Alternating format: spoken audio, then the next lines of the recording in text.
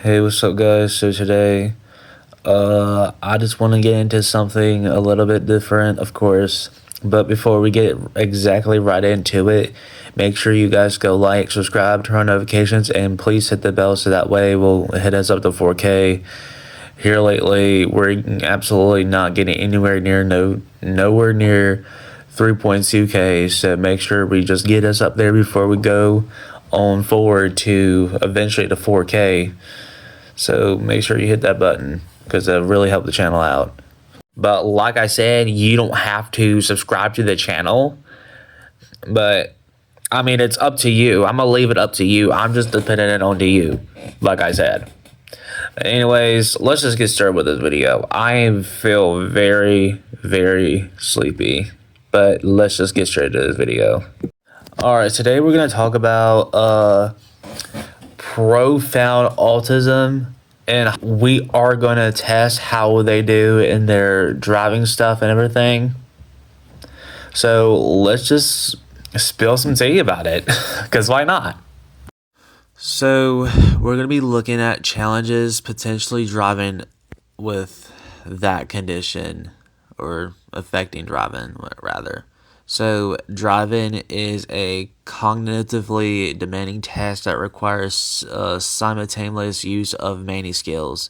The significant challenges often associated with profound autism can make acquiring and safety executing these skills very difficult, and these are the terms that will be included.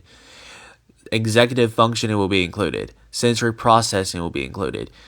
Attention and multitasking will be included. And lastly, you got motor skills, coordination, and I also forgot to mention interpreting social cues, the theory of mind. And let's go over some of these. So under executive functioning, this involves planning, organization, flexible thinking, and problem solving. Drivers requires constant quick adjustments to unexpected situations, detours, sudden braking, and managing an emergency or police stop.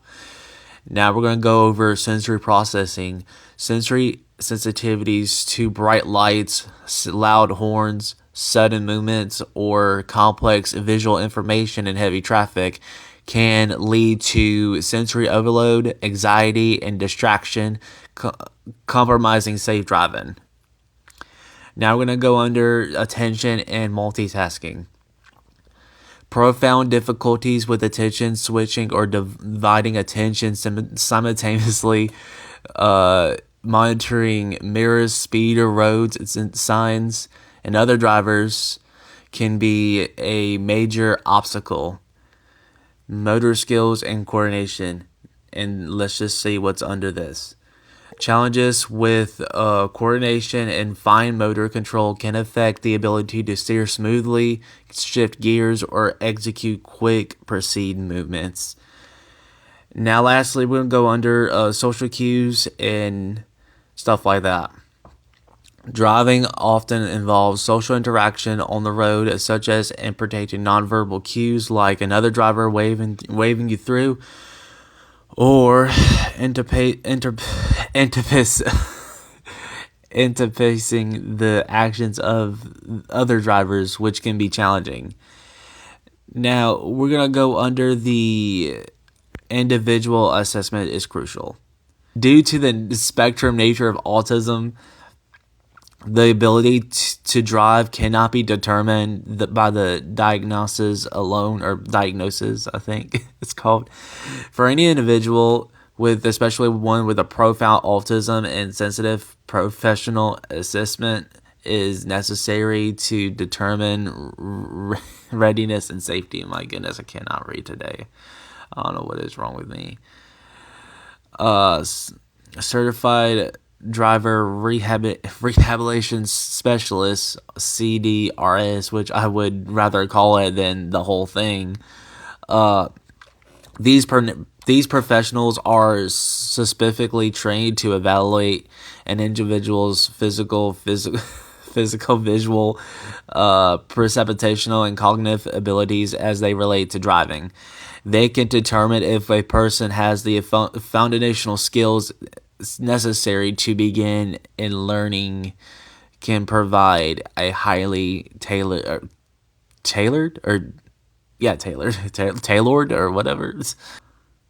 Focus on fundamental skills. The evaluation would focus on basic readiness, such as reaction speed, sustained attention, and literal rule following versus situational judgment, and the capability to handle multi-step procedures.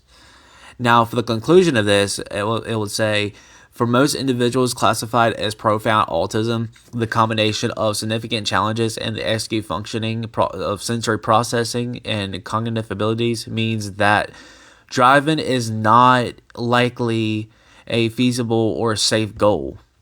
However, alternative options such as public transit, community rides, or community service rides, or supervised transportation can still lead to greater independence and quality of life. And now we're going to go under, some of y'all might be asking, so what if like a profound person with autism tries to drive a car, and what would happen? This would lead us to the high risk of accident. The primary and most crucial outcome The primary and most crucial outcome is a significantly increased risk of a severe motor vehicle accident. Driving safely requires complex split-second decision-making that is highly compromised by the profile of profound autism. Now, you'll have the failure to respond to unexpected events, as like a child running or, people playing out in the neighborhood and stuff like that. It says a driver must instantly react to a child running into the street, a sudden detour, or an unexpected police of a ambulance siren. Difficulties executive functioning, planning, flexible thinking, and problem solving mean the person may freeze, overreact, or execute an incorrect rule response that is dangerous in the moment. Now, the sensory overload does get involved in this, and the profound sensory sensitivities to bright headlights, blaring horns, and the chaotic visual of traffic would likely lead to sensory overload and panic and distraction, making it impossible to maintain focus and control the vehicle. Now, an inability to multitask. Driving requires constantly monitoring speeds, road signs, and the distance near to other cars. Severe challenges with attention and focus switching would prevent the driver to performing these simulation tasks. Now, the literal interpretation of rules. While many people with autism in general are excellent at following rules, and safe driving requires breaking or flexibility, interpreting a rule, accelerating, quickly changing yellow light instead of slamming on the brakes. A rigid, literal approach can cause dangerous errors. Now, here is the critical rule of assessment. It is important to remember that any individual with severe developmental challenges, the licensing process itself is designed to prevent unsafe driving. Mandatory cognitive and skill testing. Drivers licensing agencies require applicants to pass written cognitive tests and practical road tests, evaluate the various skills often absent or severely impaired in profound autism. A professional evolution, or is it evolution or evaluation? I don't know. A professional evaluation. An individual with a known developmental disability would likely be required to undergo a comprehensive evaluation by a certified driver rehabilitation specialist.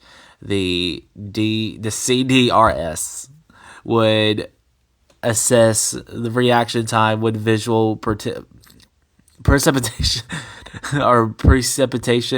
coordination, and cognitive function specifically for driving, and would likely determine the person is not fit to drive or not, or I don't know, or it is, I don't know. In summary, the specific defects, the associated profound autism, especially the cognitive rigidity, severe executive functioning defects, and sensory vulnerabilities to make the act of driving incredibly hazardous. The individual would not likely pass the required testing, and if they somehow manage to get behind the wheel, the chance of a serious accident will be overwhelmingly high. Now, the reason why that it said you cannot, or it's not likely for a person with profound autism or that severe of autism to drive is because, you gotta look at them mentally and emotionally and physically too, maybe physically. Because they can mentally, they could be chronologically about 18, 16 or whatnot. But if you go into the mental world, they could be only 2 or 3 or maybe even less than a year. Because I keep seeing this on Facebook or Insta, and you hear these caregivers or their parents say, I'm going to be his caregiver to the day I die, and then where's he going to go when he gets older? Oh, wait, he's going to go to a home where a bunch of autistic people are, and he's going to be living there to the day he dies. Okay, so I hope that gave you a little bit of tea, which is tea as in information and details. So if you like this video, please subscribe, turn on notifications, and make sure you like the video, and I'll see y'all guys in the next video. I'm out.